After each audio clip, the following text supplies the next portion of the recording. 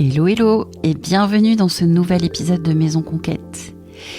Ici, nous parlons des lieux dans lesquels nous vivons et ceux que nous fréquentons. Ce sont tour à tour des refuges, des miroirs, des lieux qui nous confrontent ou qui nous connectent aussi à notre vraie nature. Mais ils ont tous un point commun, c'est leur capacité à nous faire évoluer. Je suis Gaëlle Dumora et je vous accompagne dans votre relation avec vos lieux. Pour découvrir mes accompagnements, c'est très simple, rendez-vous dans mon chez-moi digital, maisonconquête.fr ou bien sur mon Instagram, Maison Conquête. Et si vous voulez discuter de vive voix de votre problématique autour de vos lieux, pas de souci, je vous offre un entretien de 30 minutes pour tout mettre à plat. Alors c'est parti, aujourd'hui, j'accueille à mon micro Fiona, du compte Instagram Better at Home. Fiona est neuroarchitecte, experte du bien-être dans l'habitat et elle est belge, comme vous allez l'entendre. Je connais Fiona depuis quelques années puisque j'ai suivi plusieurs de ses formations et c'est pour ça que j'ai voulu discuter avec elle de sa vision de la maison et du soin à apporter à son aménagement pour qu'on s'y sente bien.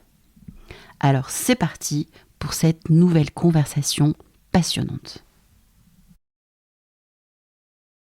Bonjour Fiona. Bonjour, Comment vas-tu? je vais super bien, je suis ravie d'être là. Moi aussi, surtout que c'est mon premier enregistrement à distance. Donc on m'excusera les petits, peut-être, c'était compliqué d'arriver jusque-là, etc., etc. Mais tout va bien se passer, on est réunis, on s'entend, on peut se parler, tout va C'est le bien. plus important. C'est ça. Fiona, est-ce que tu pourrais te présenter déjà dans un premier temps? Avec grand plaisir. Donc, moi, c'est Fiona, je suis architecte spécialisée dans le bien-être. Donc, c'est vrai que c'est peut-être un peu bateau, architecte spécialisée dans le bien-être.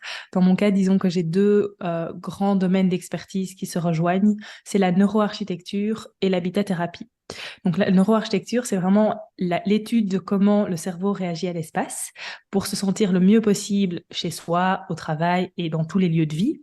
Et puis, l'habitat-thérapie, ça, c'est un petit peu plus énergétique. C'est vraiment la compréhension de comment on se sent dans l'espace, pourquoi on se sent bien dans une couleur, pas dans une autre, qu'est-ce qui va faire qu'énergétiquement, c'est fluide ou pas.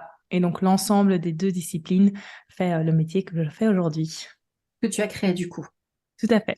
D'ailleurs, est-ce que tu peux nous parler un peu de ton parcours et de comment tu es arrivée jusqu'à la rencontre de la neuroarchitecture que j'ai découvert grâce à toi, puisque j'ai suivi Parfait. tes formations.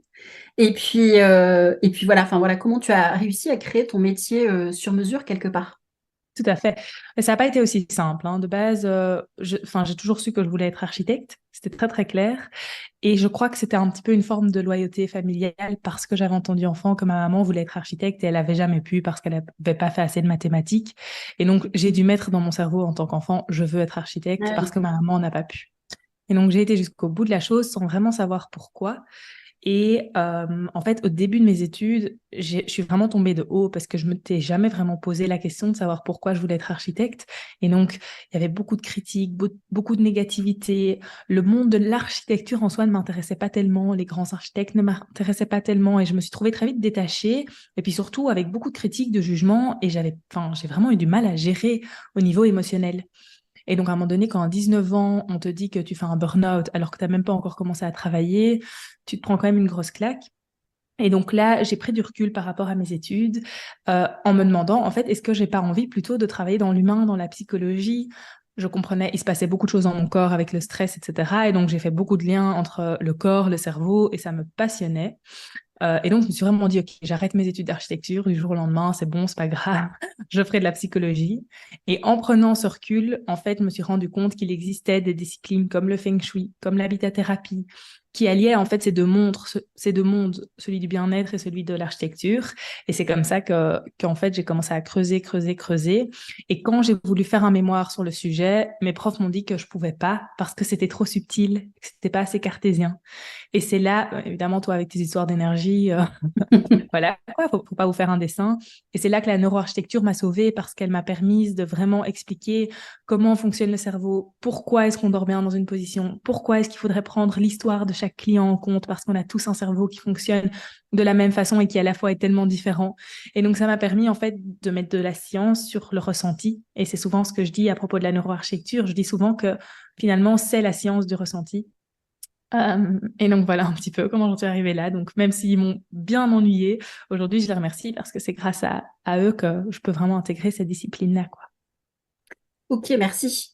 Et donc du coup, aujourd'hui, pour toi, la maison, si on part depuis l'origine de l'origine, c'est quoi pour toi aujourd'hui la maison? Ah, la maison, c'est l'endroit, c'est le seul endroit, je trouve, sur cette terre qui est vraiment l'endroit où on peut être 100% soi-même.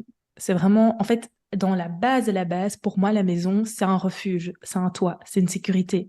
C'est comme l'homme de Cro-Magnon qui a créé la grotte. Il a créé la grotte parce qu'il avait besoin de se sentir en sécurité, parce qu'il pouvait être attaqué de partout et qu'il était une proie pour tout le monde.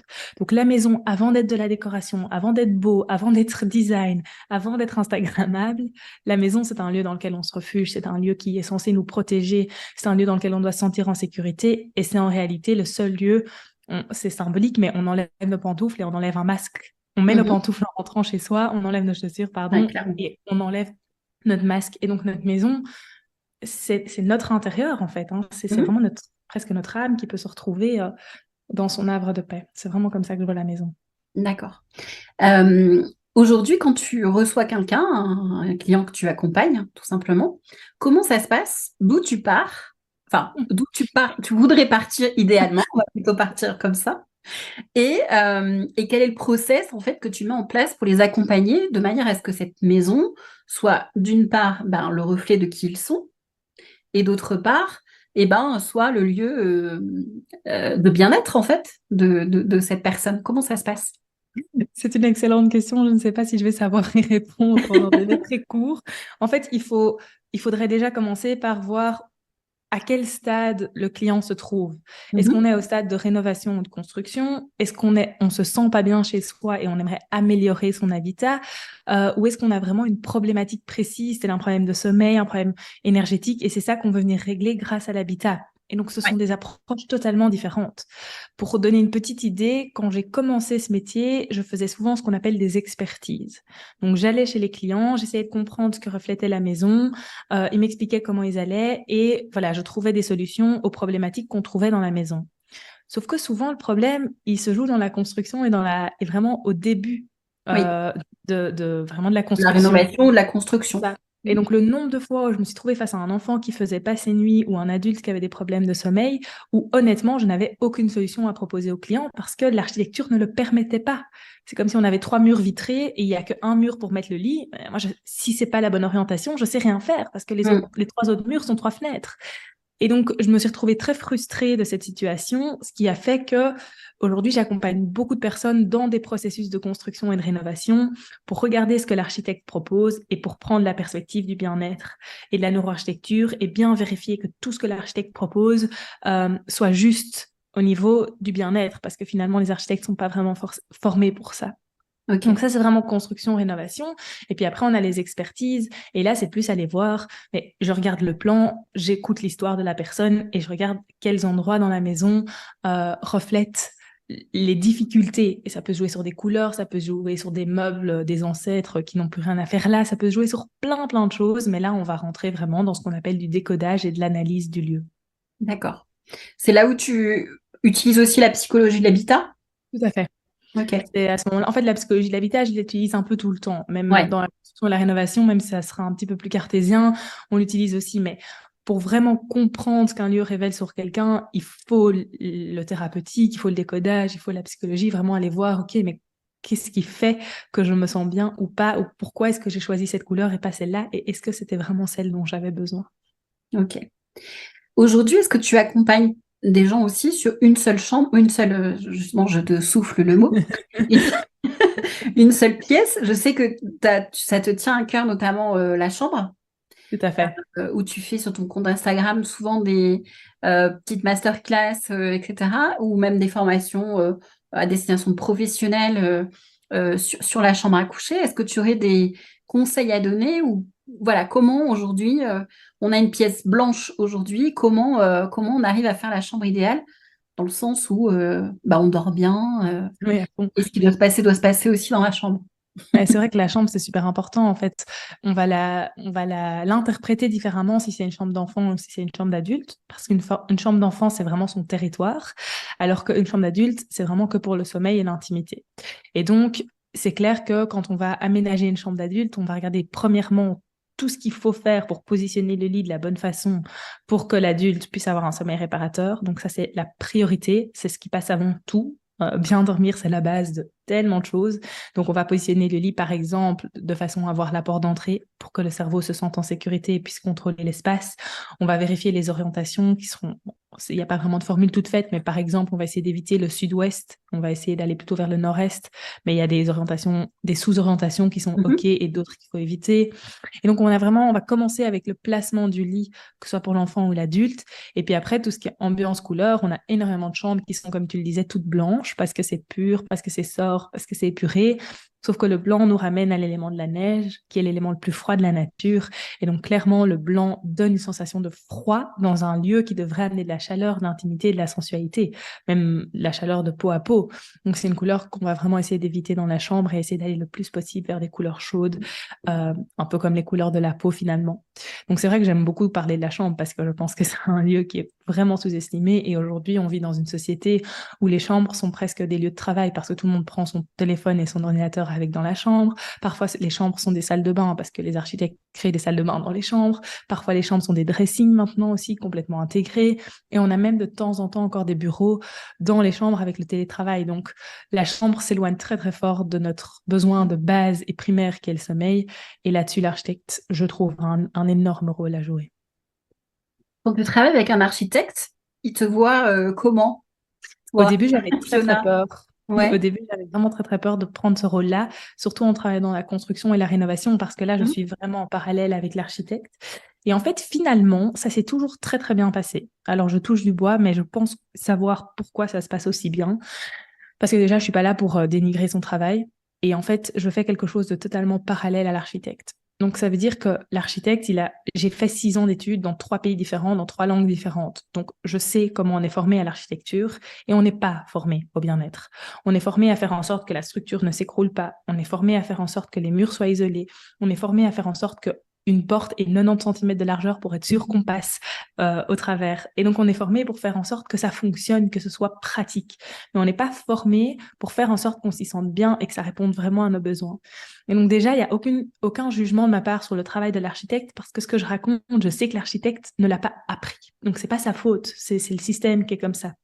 Donc, je pense que ça, au niveau énergétique, ça joue déjà beaucoup parce que je suis pas là pour dénigrer le travail de l'architecte, je suis juste là pour répondre aux besoins du client. Pour l'accompagner aussi, peut-être. Tout à fait.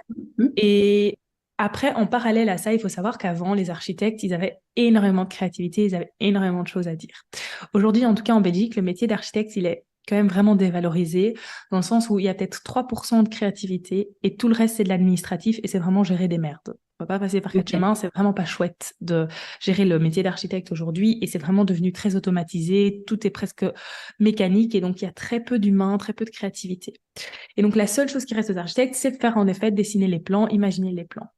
Sauf qu'aujourd'hui, avec Pinterest, avec Instagram et avec l'accès à l'information qu'il y a, les clients, ils sont insatisfaits tout le temps. Ils vont faire un choix et puis 2 mois plus tard, ils vont rappeler l'architecte, ils vont dire « En fait, on a vu ça sur Instagram, on aimerait bien changer. » Ah, mais en fait, finalement, ça, on aimerait bien changer. Et donc, l'architecte doit faire énormément d'allers-retours parce qu'il n'y a plus la même confiance aveugle qu'il y avait avant. Ce qui en soi n'est pas une mauvaise chose, mais pour l'architecte, ça veut dire que le processus est tellement long entre les allers-retours, le client qui change d'avis, qui a vu autre chose sur Pinterest. Et donc, l'architecte, en fait, il se retrouve à faire des allers-retours tout le temps, à redessiner des choses tout le temps. Alors que quand j'arrive, entre guillemets, je dis au client, mais voilà, pour telle et telle et telle raison, on va faire ça, ça, ça et ça ne se discute même pas, parce que c'est tellement logique et parce que c'est comme ça que ça doit être, et puis j'explique bien au client pourquoi, et donc le client, il sait pourquoi il fait les choses, et c'est ce qu'il transmet à l'architecte. Et puis s'il faut, moi j'appelle l'architecte et on se met d'accord, et je transmets aussi les informations, mais du coup, en fait, ça fait gagner beaucoup de temps à l'architecte, et l'architecte, un client qui sait ce qu'il veut, ça l'apaise et ça l'aide à avancer aussi, évidemment. Donc, ça veut dire que tu vas pas suivre les tendances. Non, absolument pas. Hein? Pas mon truc. Alors, en fait, moi, je suis personne. Moi, je suis le client. C'est quoi ton ressenti par rapport justement à ces tendances aujourd'hui? Et en fait, le problème de la tendance, c'est que c'est comme la société. On veut tous faire la même chose et c'est très, très dur de sortir des cases. Mais c'est normal. Toutes les personnes, les grandes personnalités qui sont sorties des cases et des cadres ont été mises en danger. Donc, dans notre inconscient, c'est dangereux de sortir des cases, c'est dangereux d'être différent. Pour être aimé, il faut être comme tout le monde. Et donc, il y a une partie de notre inconscient qui a besoin de sentir qu'on appartient à un Un groupe, groupe. à quelque chose de plus large. Et donc, suivre la tendance, c'est une manière de sentir qu'on appartient. C'est manière voilà, de se rassurer par rapport à ça. Et donc, moi, je ne suis absolument pas contre quoi que ce soit. Moi, je suis pour ce dont le client a besoin. Donc, si je vois un client qui va me montrer ce qu'il veut et que je ressens que ça rentre exactement dans tout ce qui est Instagrammable, Pinterest et dans la tendance, je vais plutôt que de dire au client, ah, il faut pas mettre du gris dans ton intérieur, il faut absolument mettre du, je sais pas moi, du rose. Plutôt que de lui dire ça, je vais aller lui demander comment est-ce qu'il se sent dans un groupe, pourquoi est-ce qu'il n'arrive pas à s'exprimer, de quoi il a besoin.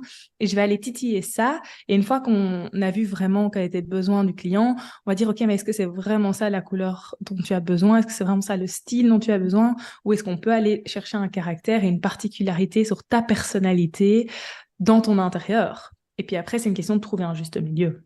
Parce que là, en fait, tu utilises le langage des couleurs, en fait, de la psychologie des couleurs. Tu vas plus parler de l'émotion ou de ce que la personne ressent, et tu vas utiliser ce qu'elle ressent plutôt que de parler de couleurs, en fait.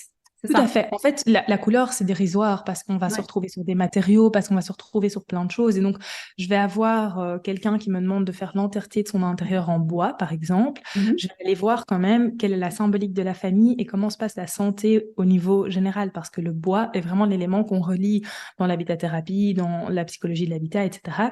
Le bois est vraiment l'élément qu'on relie à la famille et à la santé. Pourquoi? Parce que le bois vient des arbres et donc des racines familiales. Donc, quelqu'un qui ressent le besoin de faire l'entièreté de son logement en bois, c'est quand même intéressant d'aller voir ce qui se passe au niveau de la famille, au niveau de la santé. Et donc, en fonction, je vais rééquilibrer. Est-ce que c'est vraiment une bonne idée? Est-ce que c'est ce dont tu as besoin? Peut-être que oui, peut-être que non. Ça, je sais pas le dire comme ça. Ou quelqu'un qui va, par exemple, vouloir énormément de noir et blanc, aussi d'une façon minimaliste. Je sais pas si tu vois un peu le Mhm. style vraiment. Je vais pas questionner le noir et blanc. Je vais plus aller voir à quel point dans la vie de la personne, il y a eu énormément de rigidité et de pensée binaire. Parce que pour le cerveau, le noir et blanc, c'est oui ou c'est non. Il n'y a pas d'entre-deux. Et donc, quelqu'un qui a besoin de mettre autant de noir et blanc dans sa maison, c'est en général, je dis bien en général parce qu'il faut jamais caricaturer, mais en général, c'est quelqu'un pour qui la vie est très rigide et qui a vraiment de mal à lâcher prise parce que c'est oui ou c'est non. Et donc, ça vient de quelque part, tout ça. En général, ça vient de l'enfance et ça vient de plus loin. Mais mon rôle, c'est d'aller voir, est-ce que ça va t'aider de renforcer ça dans ton intérieur ou pas, quoi. Et justement, par exemple, quelqu'un qui serait très binaire, comme tu viens de le dire, noir-blanc, effectivement, on se rend compte que le noir et le blanc, c'est pas la couleur qu'il lui faut. Alors, c'est peut-être compliqué à répondre comme ça, mais du coup, tu l'inviterais à aller visiter quelle couleur? Ah, ça, c'est impossible à savoir. En fait, il faut voir à quel point la personne vit de cette façon-là depuis Ouais. des années, à quel point elle veut changer. Alors, on va pas se mentir, enfin, aujourd'hui, les personnes qui viennent me voir viennent quand même dans un état d'esprit très thérapeutique et viennent parce qu'ils ont envie que leur maison les aide à avancer et Mhm. que leur maison reflète l'énergie dans laquelle ils ont envie d'être. Donc, il y a déjà une ouverture d'apprendre à savoir, tiens, qu'est-ce qui me convient plus, qu'est-ce que j'ai envie de laisser derrière. Donc, tout le travail est d'aller voir, OK, quelqu'un qui vit de cette façon-là depuis 50 ans, on va pas aller faire un arc-en-ciel dans sa maison. Ce sera beaucoup trop brutal. Ce serait Tout comme compliqué. quelqu'un qui a besoin d'énormément de couleurs, qui du coup pourrait éventuellement partir un peu dans tous les sens, parce que quand on a un intérieur où il y a de la couleur partout, on pourrait avoir vraiment de la dispersion parce que ça part dans tous les sens. Je vais pas lui proposer du jour au lendemain de faire tout en blanc ou tout en une couleur en disant il faut qu'on te recadre un petit peu, il faut arrêter de partir dans tous les sens. En fait, il faut y aller petit à petit et utiliser l'habitat comme un outil pour aller vers quelque chose de nouveau. Donc, quelqu'un qui est dans du noir et blanc et dans cet état d'esprit depuis longtemps et qui décide qu'il a envie de changer ça, on va peut-être commencer par un mur de couleur quelque part. On va peut-être commencer par une teinte un petit peu différente. On va peut-être enlever du noir à un endroit ou un autre. Et puis, petit à petit, on va voir quels sont les domaines dans lesquels il faut vraiment qu'on travaille ça, quoi. D'accord. Si on en revient à la maison, on va dire d'ordre général, quel conseil tu donnerais à quelqu'un? Enfin, déjà, dans un premier temps, qu'est-ce que tu penses du coup de cœur? Est-ce que pour toi, c'est quelque chose qui existe ou qui n'existe pas avec ton prisme neuroarchitecture, psychologie des couleurs, feng shui, etc. Est-ce que Tu veux dans dire ton le coup de monde, cœur d'une quelque maison? part, ouais, tu rencontres une maison et tu sais que c'est là quand on te dit ça? Chez toi, ça rentre en résonance avec quoi au final? Pour moi, on n'attire jamais un lieu par hasard. Donc, ça veut dire qu'on vibre à une certaine fréquence, on a une certaine énergie, et le lieu qu'on attire est celui qui répond à notre énergie du moment. Et donc, en général, le lieu qu'on attire vient toujours raconter quelque chose sur ce qu'on traverse. Donc, pour moi, le coup de cœur, il n'y a jamais vraiment d'hasard. S'il y a un coup de cœur, c'est parce que juste, on est sur le lieu qui vibre à exactement la même fréquence et qui vient répondre exactement à tout ce qu'on est en train de vivre. Et donc, si par exemple, on est en train de vivre, je sais pas moi, disons qu'on est en train de vivre quelque chose de très lourd, qu'on est en burn-out, qu'on est extrêmement fatigué et qu'à ce moment-là, on a un coup de cœur pour une maison, ben, c'est quasiment garanti qu'on va avoir une maison où l'énergie est presque inexistante, il y a une énergie de fatigue qui est très très forte parce qu'on est dans cette énergie-là. On va avoir des personnes, donc c'est très important dans une maison d'avoir un centre énergétique. Et parfois, il arrive qu'il n'y ait pas de centre énergétique parce qu'à l'endroit du centre énergétique, il y a un ascenseur, où il y a des escaliers communs, où il y a une terrasse. Donc, ça arrive que le centre énergétique soit en dehors de la maison. Mais ça, quelqu'un qui va attirer un lieu comme ça, c'est quelqu'un qui n'est pas centré pour l'instant, qui n'est pas à l'intérieur de soi. Et c'est pour ça que son centre énergétique n'est pas à l'intérieur de sa maison. Et donc, pour répondre à ta question, en fait, on attire un lieu parce il est là pour nous amener euh, dans notre processus de vie pour un certain moment et nous accompagner dans ce qu'on est en train de vivre. Et c'est ce qui explique aussi que pour le petit conseil, j'essaierai de ne jamais prendre un lieu, aller dans un nouveau lieu ou choisir un nouveau lieu à un moment où ça va très mal. En tout cas, pas avec quelqu'un qui accompagne, parce qu'il y a beaucoup de personnes qui font le métier que je fais et que Oui. parfois avoir une perspective et quelqu'un qui dit attention, celui-ci il renforce vraiment ce que tu es en train de vivre, alors c'est différent. Mais si on y va vraiment au coup de cœur, un coup de cœur à un moment où on est en pleine rupture, où il n'y a rien qui va, où on vit un deuil, un décès, où ça va vraiment pas, en général, c'est quand même mieux d'essayer d'éviter ça. Ok. Mais après, cela dit, on peut élever le taux vibratoire d'un lieu, encore une fois, par toutes les techniques que tu transmets. Donc, ben, peut-être que ce lieu-là va Tout permettre à à la fait, personne de s'en tout à sortir. fait, Après, il faut avoir bien sûr l'énergie et c'est ça, suffisamment sous la pédale pour pouvoir gérer des travaux, se tout à fait, projeter et être dans une démarche positive, tout à fait, ça c'est sûr. tout à fait. Ok. Euh, si, donc, on trouve une maison, coup de cœur, pas de coup de cœur. En tous les cas, toi, Mm. Fiona, donc toi, Fiona, vraiment, quand tu cherches Moi. un nouveau lieu, tu as besoin de déménager, tu as envie de déménager, sur quoi tu conseilles de prêter attention? Est-ce qu'il y a des gros warnings, des choses qui sont vraiment, qu'il faut absolument balayer, ou au contraire, bon, voilà, on peut se laisser l'opportunité Mm. de choisir tel lieu parce qu'on peut le faire évoluer. Quel conseil tu donnes à quelqu'un qui est en recherche de lieu? Alors pour moi, le plus important, ça reste la chambre. C'est si on n'est pas en forme, si on ne sait pas avoir un sommeil de qualité, on ne sait rien faire. On est fatigué pour tout. Et si on est fatigué pour tout, il n'y a rien qui avance. Et donc tout ce qu'on pourrait faire pour essayer d'être moins fatigué est compliqué. Donc pour moi, la chambre est vraiment la première chose. S'il n'y a pas un endroit correct pour mettre le lit et que le sommeil réparateur n'est pas possible, moi personnellement, Fiona, comme c'est ta question, je ne prends pas le Mhm. lieu. Donc ça, pour moi, c'est essentiel. Alors, le centre énergétique aussi, un centre énergétique en dehors du lieu, c'est quelque chose que je ferais pas. Donc ça, je pourrais, même si c'est mon plus grand coup de cœur, je pourrais dire non à un lieu par rapport au centre énergétique.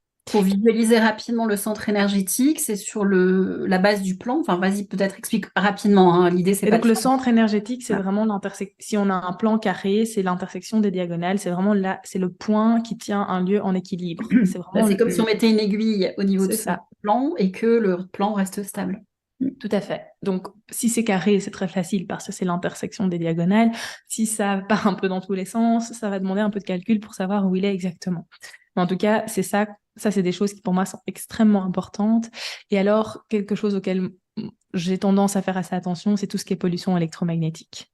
Ça veut dire que c'est vrai que s'il y a une énorme Antenne relais, par exemple. antenne relais juste à côté du lieu, géobiologie ou pas, je pense que je le prends pas parce que je sais que c'est quelque chose auquel je suis très très sensible. Donc voilà, ça c'est aussi des choses auxquelles j'ai tendance à faire un peu attention quand on arrive dans un nouveau lieu.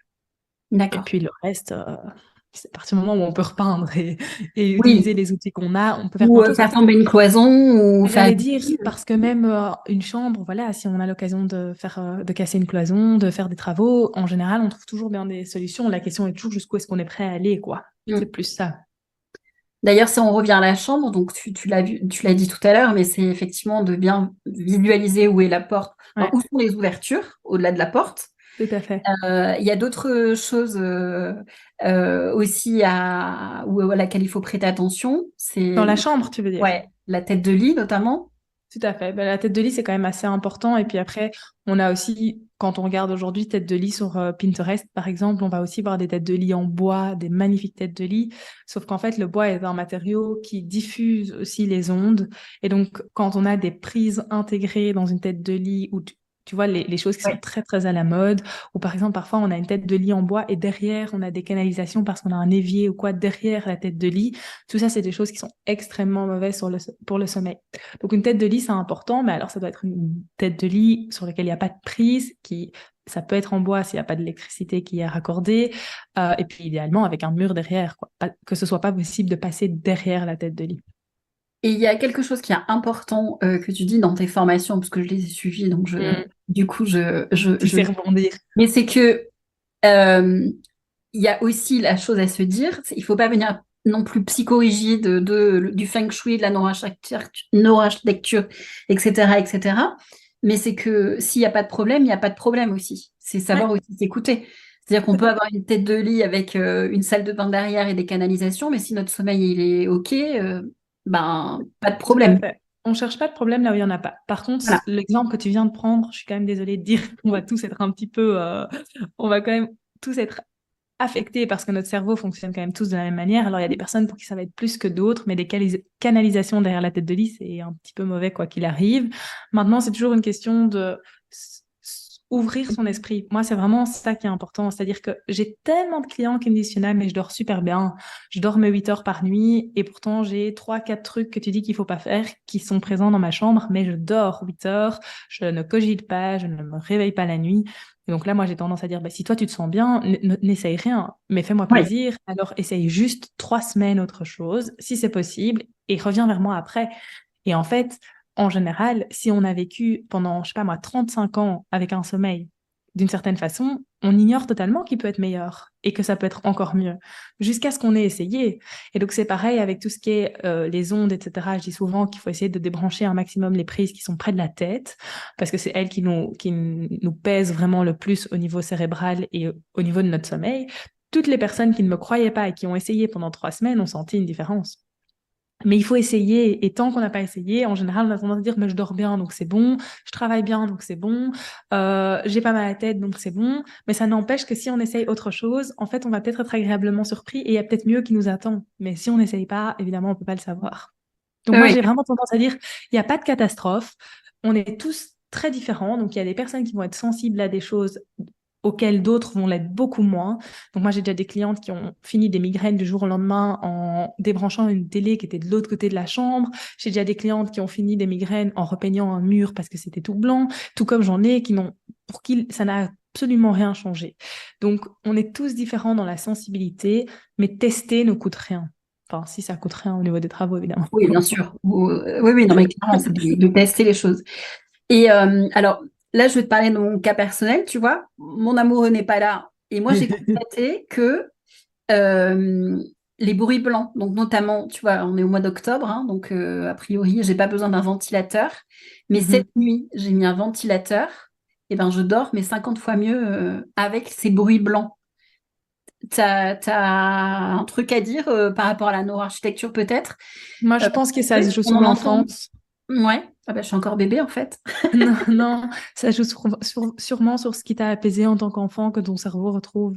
Ouais, ouais. Et donc, on a des personnes qui ont besoin d'être dans le silence complet en fonction de ce qu'ils ont vécu enfant. Il y a des personnes qui savent pas dormir avec la lumière, des personnes. Alors qu'en fait, théoriquement, donc moi, j'ai donné beaucoup de formations sur le sommeil, parfois des formations qui n'avaient rien à voir avec l'architecture. Et j'ai eu dans ces formations, donc, la base du sommeil, c'est qu'on a besoin de dormir dans le noir. Le Mm. corps humain est fait comme ça. Ça veut dire qu'on a un système qui a une horloge biologique qui fonctionne sur la lumière du jour et sur l'obscurité. Donc ça veut dire que notre corps produit des hormones de réveil quand il voit de la lumière et produit des hormones du sommeil quand il fait noir. Et l'hormone du sommeil s'appelle la mélatonine et est produite que dans le noir complet. Donc les personnes qui disent moi j'ai besoin de dormir avec de la lumière et je dors bien, ben, je suis contente pour elles, mais ça n'empêche qu'elles ne savent pas atteindre aussi rapidement un sommeil réparateur et un sommeil profond parce que le corps lutte parce qu'il voit, enfin, il perçoit de la Voilà, lumière. Et, mais j'ai beaucoup de clients qui n'ont pas le choix parce qu'enfants, ils ont vécu un traumatisme dans le noir. On s'en rend compte après quand on creuse, évidemment. Enfants, ils ont vécu un traumatisme dans le noir où un des parents a eu peur du noir pour une raison XY et a donné sa peur à l'enfant, évidemment, inconsciemment. Et donc, mieux vaut avoir de la lumière mais s'endormir qu'être dans une panique totale et faire une crise d'angoisse parce qu'on n'a pas de lumière. Mais tu vois, ça, c'est des choses qui souvent sont liées quand même à comment est-ce qu'on a vécu l'enfance, comment les parents ont vécu la nuit, est-ce qu'il y a eu des stress la nuit dans l'enfance, etc. Et donc, pour le bruit blanc, ça peut être simplement ton environnement dans lequel tu as grandi. Quelqu'un qui a grandi à la campagne où il n'y a pas un bruit va avoir une sensibilité qui est beaucoup plus faible ou moins faible en fonction que quelqu'un qui est en ville. Donc, tout ça va vraiment entre 0 et 7 ans, il se passe énormément de choses et la plupart des problématiques de sommeil que je traite se jouent entre 0 et 7 ans. D'accord. Ok. Aujourd'hui, ça veut dire que tu accompagnes plus des adultes ou des enfants ou les deux en fait? Les deux. En fait, ce qui s'est passé, c'est que j'ai commencé vraiment au niveau du sommeil, j'ai commencé avec les chambres. Je sais que l'aménagement a une influence sur le sommeil, donc j'ai commencé avec l'aménagement. Sauf que, en fait, chez l'adulte, c'est pas suffisant. La plupart du temps, changer de lit de place aidait, mais était rarement révolutionnaire. Chez l'enfant, c'est 8 fois sur 10 en changeant le lit de place, on est bon, ou en changeant la couleur ou 2-3 trucs. Dans la chambre, on est bon. Chez l'adulte, beaucoup moins. Et donc, c'est aussi comme ça, avec la psychologie de l'habitat, etc., que j'ai pu aller creuser dans l'enfance, dans le subconscient, dans ce qui s'est passé avant 7 ans, et que je rentre dans des couches parfois même transgénérationnelles et beaucoup plus profondes pour aller débloquer un maximum cette problématique de sommeil. Et donc, chez l'adulte, c'est un petit peu plus long le processus que chez l'enfant, parce que chez l'adulte, on a souvent le traumatisme qui se joue entre 0 et 7 ans, pendant la grossesse ou encore avant, si c'est transgénérationnel, mais on a renforcé tout ça au cours de notre vie. Donc, ça veut dire qu'on a vécu des événements qui ont renforcé la problématique. On a peut-être beaucoup de stress, on est peut-être en burn-out, on a peut-être un travail qui nous plaît pas, donc on cogite sur notre travail. Toutes des choses qui vont renforcer la problématique sur laquelle il va falloir travailler aussi. Alors que chez l'enfant, en tout cas l'enfant qui a moins de 5-6 ans, si on trouve le problème et le stress par rapport à la nuit et par rapport au sommeil, il suffit de changer le lit de place et l'enfant, il n'a pas encore tout ce rationnel. Il n'a pas les nuages au-dessus de ta tête. Voilà, c'est tout à fait ça. En métaphore, c'est tout à fait ça. Du coup, voilà, les deux pour moi, je trouve que les deux sont super intéressants et super chouettes. Ouais. Ben, ce que je trouve, ce que j'aime chez toi, c'est en fait cette diversité d'outils que tu peux avoir et qui vont, en fonction de la personne que tu as en face de toi, tu vas t'adapter, aller très énergétique et aller plus vers le feng shui ou la neuroarchitecture et mixer les choses. Et cette approche-là, elle est ultra intéressante. Et puis sans langue de bois, quoi. C'est-à-dire que si tu as besoin de dire un truc, tu vas le dire. Et c'est ce franc-parler que j'aime beaucoup aussi chez toi. Donc c'est chouette, quoi. Si on veut te rencontrer, bon, alors tu es un peu loin, donc c'est pour ça qu'on enregistre à distance, puisque tu es en Belgique, tu l'as dit à plusieurs fois. Tout à fait, je suis à Bruxelles. Il y a un petit accent aussi qui peut mettre la puce à l'oreille. Si on veut alors te rencontrer en physique, faut aller en Belgique. Est-ce que tu travailles à distance d'ailleurs? Pas trop. Je travaille à distance en ligne en fait. Moi, je peux me déplacer. Il y a des clients pour qui je me déplace, mais bon, tout ça demande évidemment beaucoup de moyens différents, on va dire ça comme ça. Mais en fait, je travaille très bien en ligne parce que moi, si j'ai des plans et si j'ai une personne en face de moi, c'est là que ça se joue. Et donc, c'est vrai que pour faire des expertises où on est plus dans comprendre un lieu qui n'est pas un lieu de rénovation, mais qui est simplement se dire, j'aimerais apporter des changements. Parce que parfois, on a des personnes qui viennent de faire un parcours, par exemple, de 1 an et demi chez les thérapeutes et qui disent, mon énergie a changé en 1 an et demi. Il s'est passé tellement de choses, j'ai débloqué tellement de choses, il y a plein de trucs qui m'appartenaient pas que j'ai libérés et j'aimerais bien que mon lieu de vie puisse répondre faire évoluer mon lieu d'esprit. J'aimerais bien faire les changements nécessaires pour que énergétiquement mon lieu de vie soit dans ma nouvelle énergie. Et donc là, ce que je demande, et ça j'adore faire, c'est que je demande de prendre des photos de la maison. Et en fait, ce qui est incroyable, et c'est ma formatrice qui m'avait expliqué ça, et j'avais un peu du mal à y croire jusqu'au moment où je l'ai fait moi-même, c'est que tous mes clients qui prennent des photos de leur lieu de vie se rendent compte de la problématique avant même qu'on arrive dans le rendez-vous. Et elles me disent, c'est incroyable, je me rendais pas compte que mon lieu était aussi bordélique, c'est incroyable, je me rendais pas compte que cette couleur était aussi terne, c'est incroyable. Parce qu'en fait, quand on prend les photos, il y a plus l'émotionnel, c'est juste toi et la photo. Et ça pourrait être la photo de ton voisin. Il y a plus de... On n'est pas dans le lieu. Distance. Et donc, c'est tu regardes à travers l'objectif. Et donc, à côté du fait que du coup, moi, ça me permet de travailler à distance et de ne pas devoir me déplacer jusque très, très loin pour pouvoir répondre à la demande, on va dire ça comme ça, ça me permet aussi d'aller chercher une sphère de compréhension qui est très, très intéressante. Donc, honnêtement, jusqu'ici, j'ai eu des projets même en Martinique, là j'ai un projet au Mexique, donc pour l'instant, la distance n'est pas un problème. Ok. Si on veut te suivre, donc ça se passe sur les réseaux sociaux. Oui, c'est là que je partage un maximum. Ouais, donc c'est Fiona Better at Home.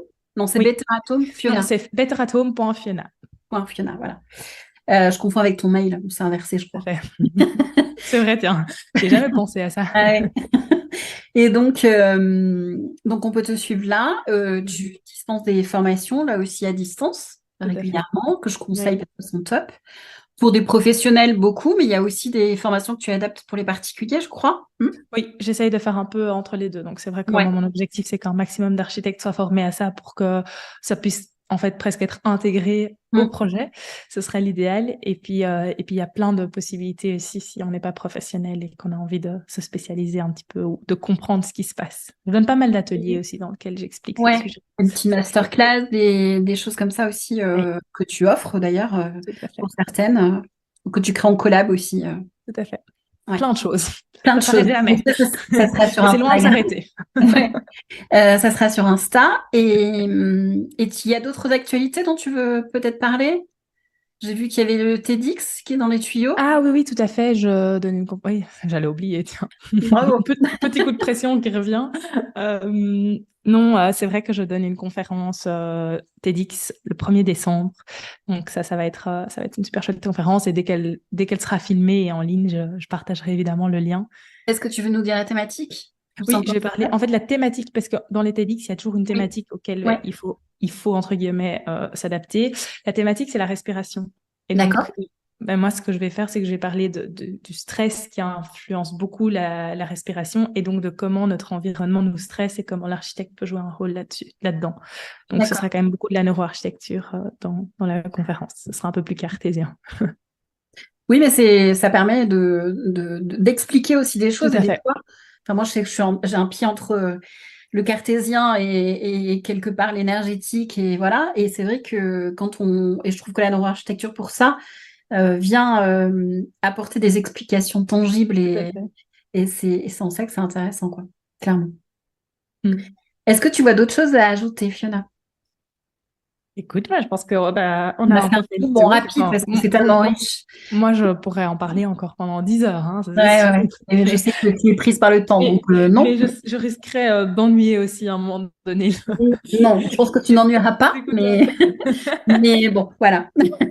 Un tout grand merci à toi en tout cas. Merci à toi. Je vous souhaite une belle soirée et puis à très vite. À très vite. J'espère que cet épisode avec Fiona vous aura donné envie de découvrir son univers riche et inspirant.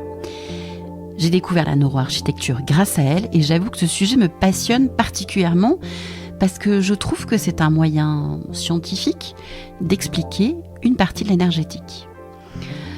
Vous retrouverez toutes ces coordonnées dans les notes de l'épisode et si vous avez des questions concernant mes accompagnements, bien sûr, n'hésitez pas à me contacter sur Instagram @maisonconquête ou par mail à bonjour@maisonconquête.fr. En attendant, si cet épisode vous a plu, faites-le savoir en lui mettant une note 5 étoiles ou en le partageant sur vos réseaux sociaux. C'est le seul moyen pour donner de l'envol à ce podcast entièrement auto-édité. Alors merci de votre aide et à très bientôt.